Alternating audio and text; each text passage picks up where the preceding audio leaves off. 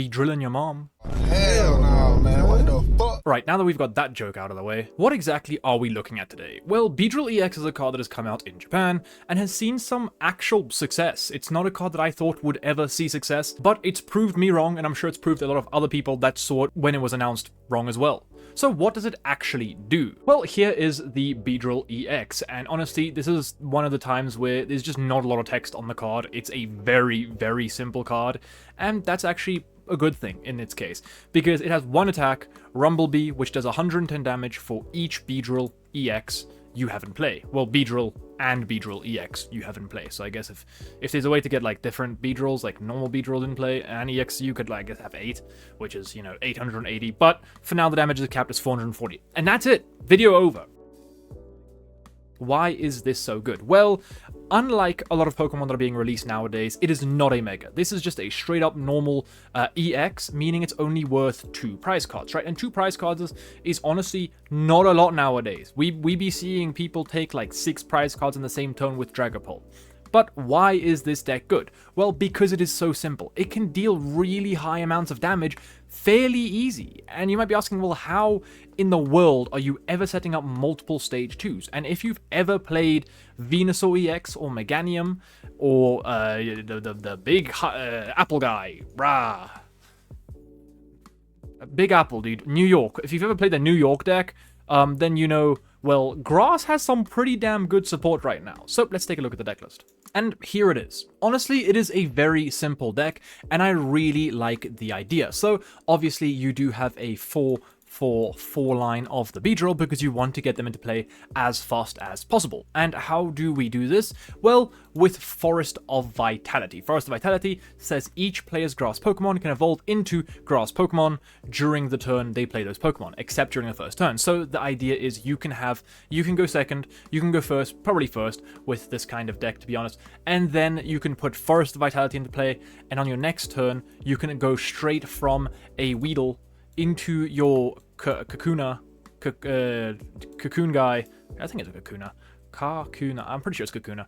And then into your Beedrill in the exact same turn, right? Unlike, for example, Dragapult, which has to go Dreepy, and then pass, and then Dracloak, and then pass, and then Dragapult, right? You need 3 turns to do that. Whereas this deck, you can basically have 1 Dudunsparce in play, and on the next turn, have 4 Beedrill in play because of Forest of Vitality. Because as soon as you put it down, as long as it's on your first turn, you can bench your Weedle, then evolve, and then evolve again, right? So very, very simple to understand.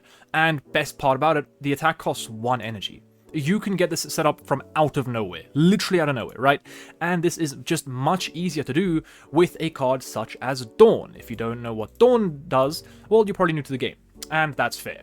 Dawn searches your deck for a basic Pokemon, a Stage 1 Pokemon, and a Stage 2 Pokemon, reveals them, and puts them into your hand. So, if we do some, simple thinking, if we have Forest of Vitality in play, and we have Dawn in our hand, we can play a Dawn, and go ahead and just grab 1 Weedle, 1 Kakuna, and 1 Beedrill, right? And then we can just evolve them straight away. We can literally just... Dawn is just a free Beedrill, right? And that's 110 damage. If you have 1 in play, obviously you're doing 110 damage. And if you have 2 in play, you're doing 220 damage, which is knocking out most basic EXs.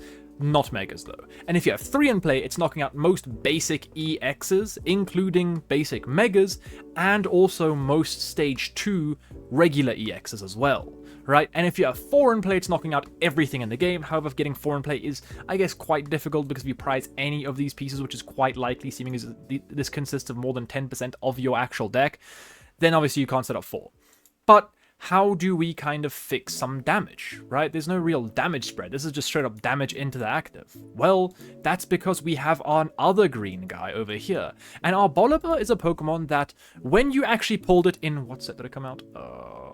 In DRI? In Destined Rivals. When it came out of Destined Rivals, this was a bulk EX, right? And it is still a bulk EX in this current rotation, but post-rotation, this thing becomes a damn menace. Oil Salvo says choose one of your opponent's Pokemon 6 times. For each time you chose a Pokemon, do 20 damage to it. So you can spread a lot of damage everywhere. You can go 2 here, you can go 4 here, you can go 6 there, right? It's just 120 damage, but moved around in 20s. It is a very strong Pokemon, and also, just like the Beedrill, its energy cost only is 1 grass, meaning you can set up in a single turn, meaning both of your attackers, the one that does a beat stick whole load of damage, is 1 energy, and the next turn you can clean stuff up with the Arboliva. Remember, in the current format, there is no Turo, there is no Penny, there is only the Mega Healing thing, which is Wally. So against like regular EX decks, you can just spread a bunch of damage and just take all of your prize cards in the same turn with Arboliva, which is really, really cool, right? Because then you get to play around Unfair Stamp, and Unfair Stamp is just the best ace spec in the game. But how do we actually, set all of this up? What is the engine of the deck? Well, first of all, Meowth is really, really good. Meowth is able to search out any supporter, and we do have a pretty good a good selection of supporters here. We have 4 Lee's Determination because it's just the best supporter in the game. We have 3 Dawns because Dawn is just really good to set up these stage 2 decks. We have 1 Lana's Aid, which just allows us, it's basically Dawn but from the discard pile if you think about it, because we can just Lana's Aid for these guys, although we can't actually because you can't grab the Beedrill, sorry, I lied. What you can do is you can get the Kakuna, the Weedle, the Kakuna, and an Energy, and then Night Stretcher for the Beedrill. And then it's basically set up like that. So it's just grab stuff out of your discard pile, and then we have 1 Boss's Orders. We don't need that many Boss's Orders in this deck because Arboliva is able to snipe stuff if we really want that, and it's just a really simple like beat stick deck. You usually prize trade quite well. Against like little decks you use Arboliva. Against big decks they're gonna have big Pokemon in the active, so you use this guy, right? But where is the draw engine? This is fine, this is fine, but it's only good for 1 turn, and a lot of the time you actually want to keep it for the late game so you can find your boss when you need it.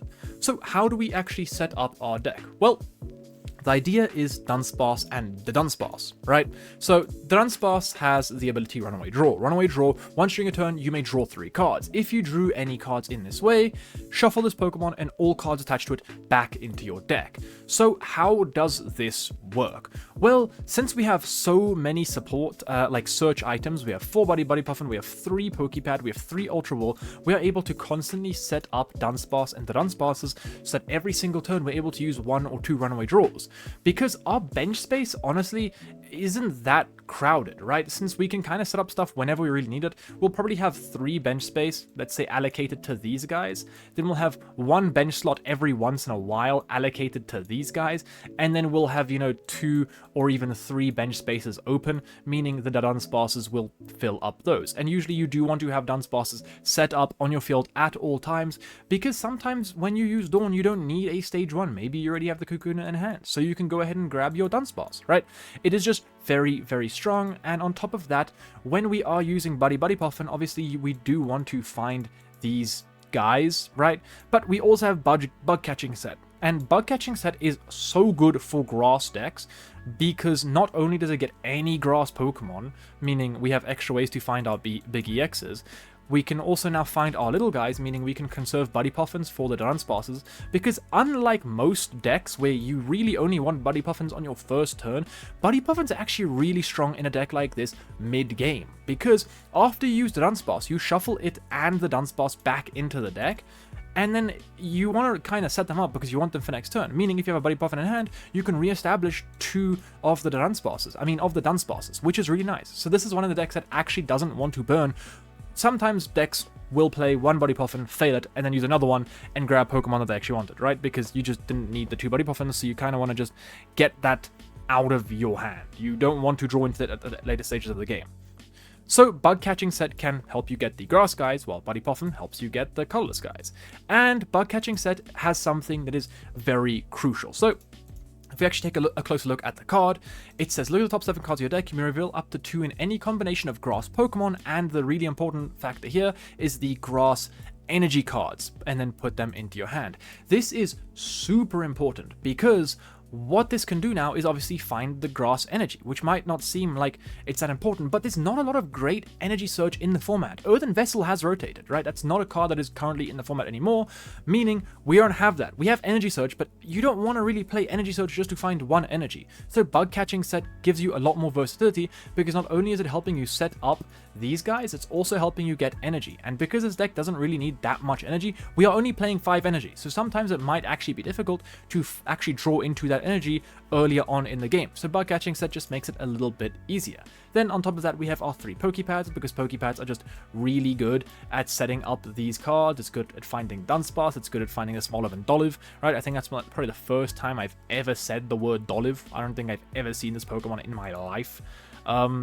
But yes, and then we also have Budew, which just slows down other decks, because we are still a Stage 2 deck. We do still take a turn or two to set up, and Budew is just good against other hyper aggro decks. It prevents other decks from setting up, so that if we prevent them from setting up, we can use Arboliva to keep them not set up, if you know what I'm saying. We can keep sniping their little guys. And talking about sniping, you might be looking at Weedle and Smoliv thinking, well, this is just Dragapult fodder, right? Dragapult is going to destroy these guys, and you would not be wrong, right? That is definitely a concern for this deck, but this is where the stadium is just so good. It means you don't have to sit on these Weedles and on these Smolivs throughout the game, right? You don't have to like manually evolve them and take a turn. You don't need to have a turn of benching this guy. You can actually refrain from benching this guy if you don't have the Doliv in hand, because the stadium is so strong, meaning you can go straight from the Smoliv into the Doliv, and then Phantom Dive doesn't take it out, right? Or if you want to, you can also obviously just evolve straight into the Stage 2, meaning Phantom Dive, the actual 200 damage, won't take it out either. And that is something that is really, really important. You just bypass that awkward stage of the game with these evolution decks where Dragapult can just pick you apart. And now it's definitely a worry for these decks. Obviously, the Dudunsparce does have 70 HP, but with Hawlucha not being in the format anymore, 70 HP is quite a bit better than it was pre-rotation. Pre-rotation, Dragapult would put down a Hawlucha, ping 10 damage onto, you know, one of your Dreepies, for example, and then Phantom Dive it, right? And just get rid of it. But now Hawlucha's gone. You can't just do that. You have to use something like a Monkey Dory in combination with a Risky Ruins, which is a lot more difficult to achieve than just benching Hawlucha. So this deck, I think, is very simple at heart, but I think it has a lot of outplay potential. I think Oil Salvo is just a great attack to kind of spread damage, and this attack is just really good at just beating stuff up. There are a lot of big EX decks right now, and this deck definitely preys on them, because it is still at heart just a big 2-prize deck. That's why it's so strong. It is just a 2-prize deck. And I just wanted to read his ability. This Pokemon takes 20 damage less from attacks. This is pretty cool as well. I mean, you know, it's basically a 100 HP Kakuna. But yeah, this is the deck. This is what I was going to talk about today. And I just wanted to say it's really cool. If we take a look at its current conversion, it won a City League over in Hiroshima. And it also won another City League over in Shizuoka, right? And the same like kind of idea of the deck, just more so kind of tailored towards the Arboliva, won over in where did it win? Over in Shiga. So this deck has been doing really good, right? Over in Chiba, another win. You can see that a lot of these decks are popping up, right? Arboliva is definitely one of, if not the best deck in the game right now. It is really good. It is just so good at putting on pressure, right?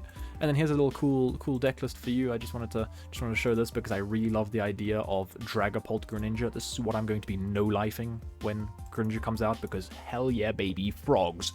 But yeah, I looked at this list earlier and I thought this was really cool. And I think if you want to play a list of this deck, I think this exact deck, but cut one Surfer and add one Switch. All right. Anyway, that's you know, I had to kind of sneak some Dragapult into the video. It's not a Hopper video if there's no Dragapult propaganda. But anyway, that's Arboliva. That's the deck I want to talk about today. Very simple. If you guys like the content, please subscribe. And also, there's this new feature called hyping a video. It's completely free and it really helps out smaller content creators like myself. So if you want to support the channel, then please do hype the video. I wish I could tell you how to do it because I have absolutely no clue. But if you know how to do it, please do hype the video. It helps out a ton. And yeah, thanks a lot. I will be making a lot more content. I was a little bit burnt out, but I am back and really happy to just be able to do this stuff. Thanks, guys.